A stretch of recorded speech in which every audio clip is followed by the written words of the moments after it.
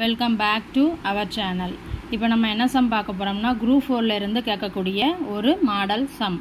அதாவது என்ன கொடுத்துருக்காங்க, 1 squared plus 2 squared plus up to 10 squared இதனுடைய மதிப்பு என்ன அப்படின்ட்டு கேட்டிருக்காங்க. அதாவது இயல் எண்களின் வர்க்கங்களின் கூடுதல் என்ன அப்படின்ட்டு கேட்டிருக்காங்க. இப்போ நமக்கு இதுக்கு ஒரு ஃபார்முலா தெரியும்.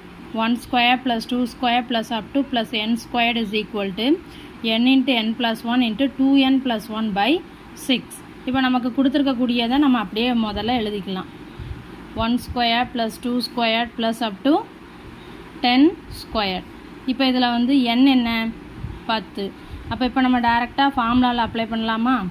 1 square plus 2 square plus up to 10 square. இப்போ ஃபார்முலாவில் என்ன இருக்குது, ஃபஸ்ட்டு n, அப்புறம் n + 1, 10 + 1, அதுக்கப்புறம் 2 into 10 plus 1 divided by 6. இப்போ 10 into 10 plus 1 என்ன ஆகும், 11. 2 into 10 20 plus 1 21 divided by 6. இப்போ இதை நம்ம அடிக்கலாமா? அப்போ மிச்சம் என்ன இருக்குது, 5 into 11 into 7. அப்போ 77 into 5 மல்டிப்ளை பண்ணால் நமக்கு ஆன்சர் கிடச்சிரும். அப்போ ஆன்சர் இஸ் 385. அதாவது முதல் n இயல் எண்களின் வர்க்கங்களின் கூடுதலுக்கான ஃபார்முலா இது. இந்த ஃபார்முலாவில் நம்ம அப்ளை பண்ணிட்டோம்னா நமக்கு ஆன்சர் ஈஸியாக கிடச்சிரும். தேங்க்யூ.